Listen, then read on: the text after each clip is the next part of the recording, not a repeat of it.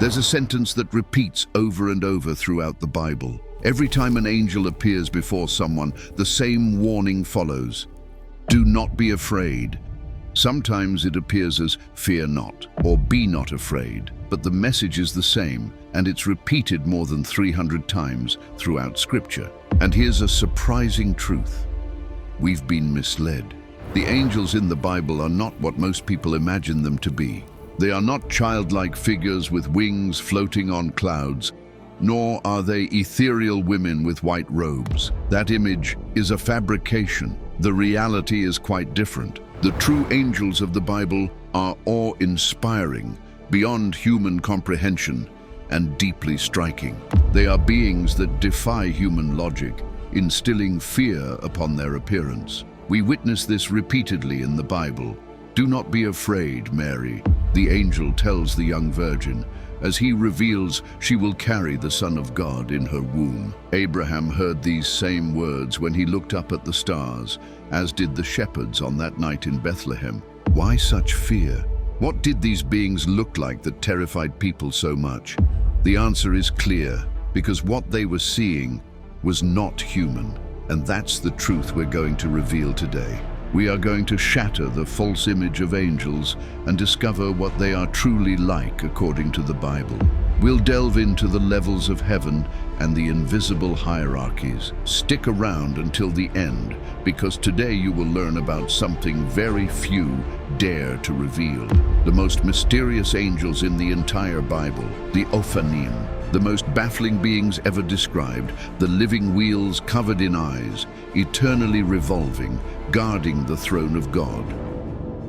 When we hear the word heaven, many of us picture a singular place, a spiritual, radiant realm where God resides and souls find peace. However, the Bible never depicts heaven as a singular, simple place. On the contrary, it portrays it as a complex structure, a hierarchy buzzing with levels, roles, and dominions that exist above us. The Apostle Paul states it clearly, I know a man in Christ who 14 years ago was caught up to the third heaven. If there's a third heaven, then there must be a first and a second. This suggests that the heavenly world isn't flat or uniform at all levels, but is organized, stratified, and full of distinct functions, much like a royal kingdom. The Bible reveals that heaven is far more complex than we ever imagined. We are surrounded by an invisible world, a world that interacts with ours even though we can't perceive it. Let's explore the first level. The first heaven, the visible sky. The first heaven is the sky we can all see, the firmament, the atmosphere, the space surrounding the earth. It is what God created in the beginning when He said, "Let birds fly above the earth across the vault of the sky." This is merely the lowest level. No angels or spiritual powers reside here. It is the stage for the visible creation, home to the clouds, the sun, the moon, and the stars. Yet beyond what the eye can see lies the second heaven. The second heaven, the spiritual intermediate sky. This level is invisible, yet active. The second heaven is the intermediate domain where constant spiritual warfare rages. What happens there influences the earth, and what happens on earth echoes in that realm. Here are the fallen angels who still retain power, alongside God's angels who serve as warriors and messengers, fighting for the divine will. Many of these beings continue to operate as spiritual authorities over regions, cultures, and empires. This is clearly depicted in the book of Daniel, when an angel appears and delivers a startling message. From the very first day that you set your heart, your words were heard, and it is because of your words that I have come. But the prince of the kingdom of Persia opposed me for 21 days. Then Michael, one of the chief princes, came to assist me. This prince of Persia isn't an earthly king. It's a spiritual entity that controlled the region from the unseen realm and blocked the messenger's path to Daniel. The archangel Michael, one of the leaders of the celestial army, had to intervene to clear the way. This reveals that this second heaven is a spiritual battlefield, a territory contested between light and darkness. Most importantly, humanity is not outside of this battle. It's a disputed territory, and although human eyes cannot see it, its influence continuously affects human history. There are invisible dominions, thrones and armies in a dimension our eyes cannot witness, but that impact us. Above all, there is the third heaven. The third heaven, God's throne. The third heaven is the highest, the purest, and the most inaccessible. It is the realm of God's eternal throne, untouched by any shadow of evil or corruption. Known also as paradise, it's where one experiences complete communion with God. This is the heaven Isaiah glimpsed when he wrote, "I saw the Lord, high and exalted, seated on a throne, and the train of his robe filled the temple." Here there is no conflict, no darkness, no opposition. It's the very heart of the eternal kingdom. This is the heaven John describes in Revelation, where seals are broken and living creatures revolve around the throne, proclaiming, "Holy, holy, holy is the Lord God Almighty." In this third heaven dwell the angels closest to God, for not all angels are the same. Just as heaven is organized into these three levels, so are angels arranged in hierarchy. Some are messengers, others are warriors, some guard sacred places. Each has a role and occupies a specific place in the kingdom. And not all reside in the same heaven. Some act on earth, others battle in the intermediate heavens, while some never leave God's presence. Yet, there is one type of angel unlike any we've ever imagined. This is the most mysterious angel in the Bible, the one no one understands, but who upholds the glory of God. They are the Ophanim, and to understand their nature, we must first know the hierarchy of heaven's armies. When we hear the word angel, we often think of a single type of being, but in the Bible, an angel literally means messenger. The scriptures and ancient texts reveal that the heavenly kingdom is composed of distinct orders, each with specific tasks and positions, much like a perfectly structured army. Imagine an invisible kingdom as organized as any human realm, but far more expansive. There are ranks, roles, and hierarchies. Each type of angel operates on a different level of heaven.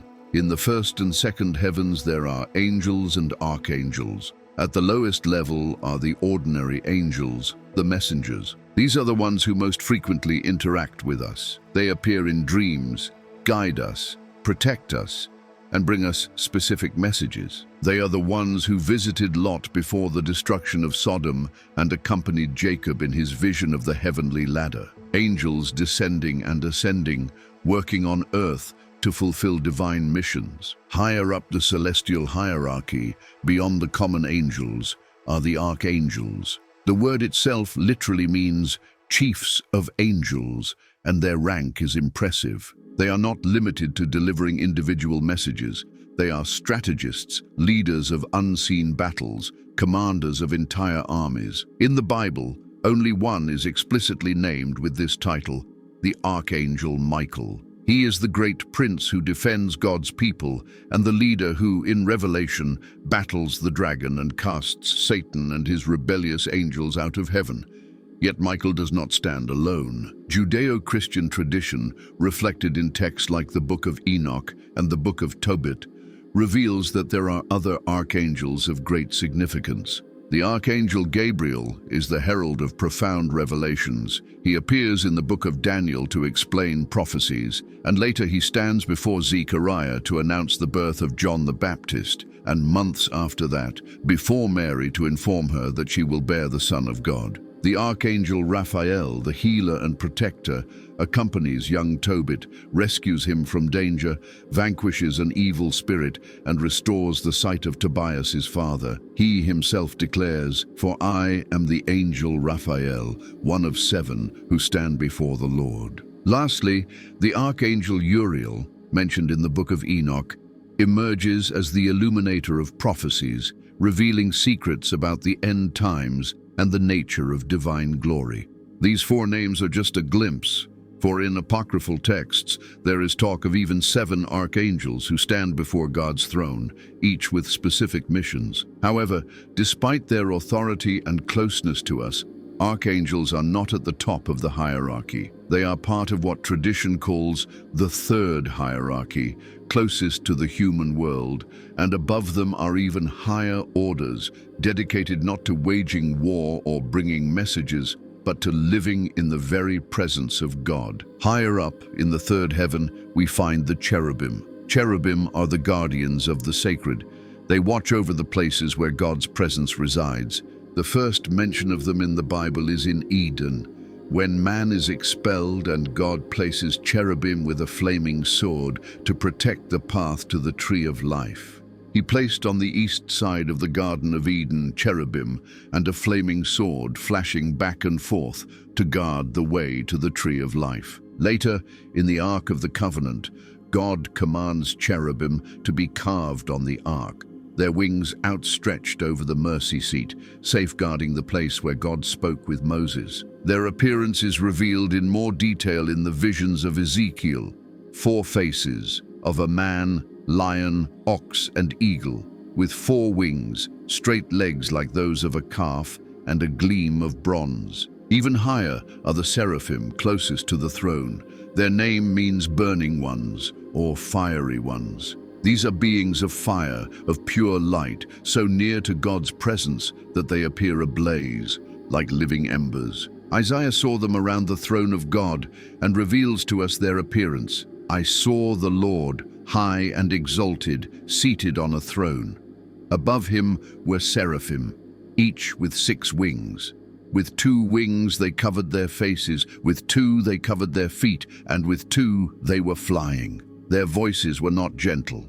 Isaiah says they called out to each other, and their words echoed through the temple. Holy, holy, holy is the Lord Almighty. The whole earth is full of his glory. At that moment, Isaiah realized something. He was witnessing perfect holiness, and he was not worthy to be there. He thought about how his lips had spoken wrong things, and how he lived among people who did the same. This truth brought him to his knees as he cried out in fear, I am ruined. I have unclean lips, and I have seen the King. But then the unimaginable happened. One of the fiery seraphim broke away from its flight around the throne, took a burning, glowing coal, and came toward Isaiah. It placed the red-hot coal on Isaiah's lips and said, See, this has touched your lips. Your guilt is taken away, and your sin atoned for. In that instant, Isaiah felt something change within him. The fire had purified him, and from that moment on, his lips were no longer his own. They became instruments of God's voice. This is what seraphim are like: fiery beings, covered with wings, always in motion, constantly proclaiming the glory of the Most High. They are not warriors or messengers, they are perpetual worshippers. Their sole purpose is pure adoration, the continuous proclamation of God's holiness. For this reason, they are beings consumed by divine glory, reflecting purity and fire. And finally, beside the seraphim are those who are rarely mentioned, the Ophanim. Although their name sounds symbolic, they are real creatures featuring in one of the most puzzling stories in the entire Bible. The vision of the prophet Ezekiel. Ezekiel was far from home, exiled in Babylon. Jerusalem had fallen, the temple lay in ashes, and the promised land seemed to have been forgotten by God. But then God revealed something far more unsettling to him. It wasn't a vision of the past, nor a promise for his present. It was a revelation of the future.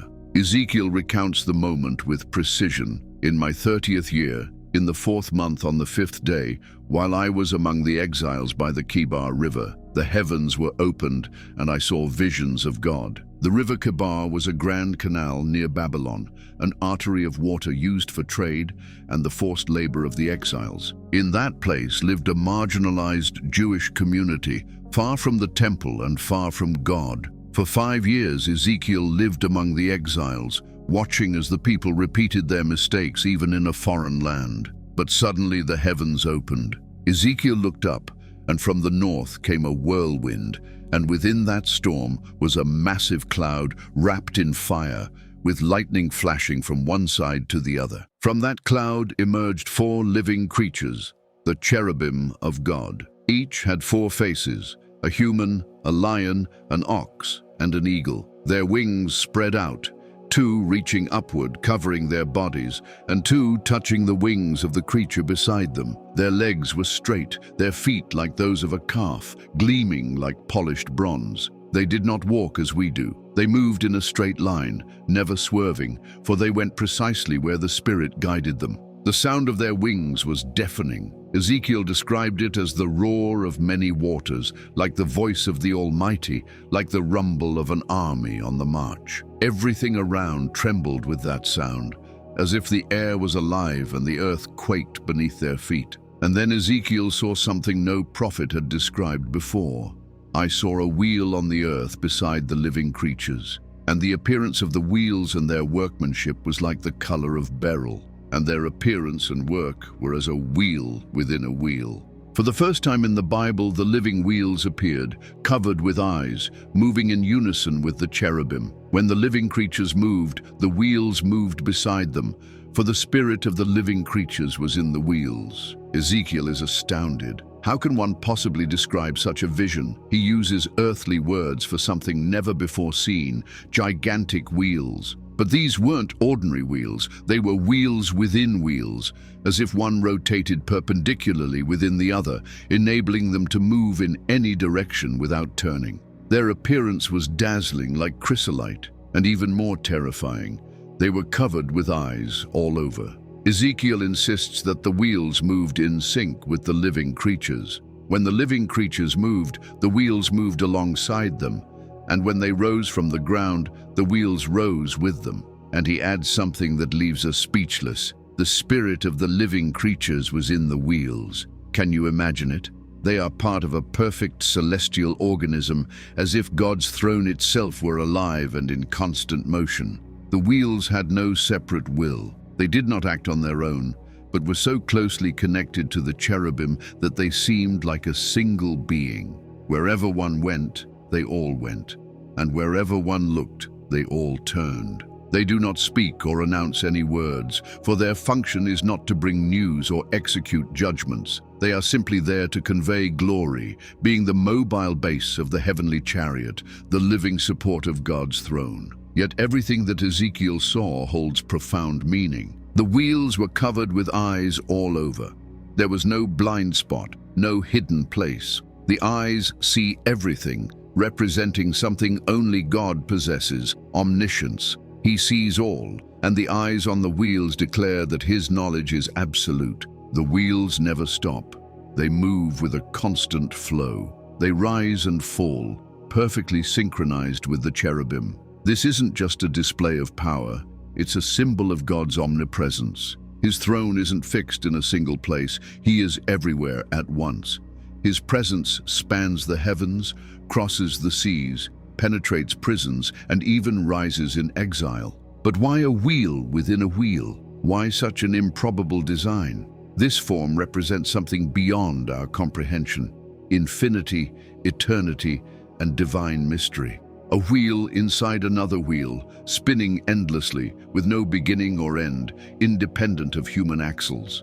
This is God, eternal, limitless, beyond any framework. What is incomprehensible to us is natural to him, a perfect system needing no instructions. Ezekiel observes and repeats, they moved with the Spirit.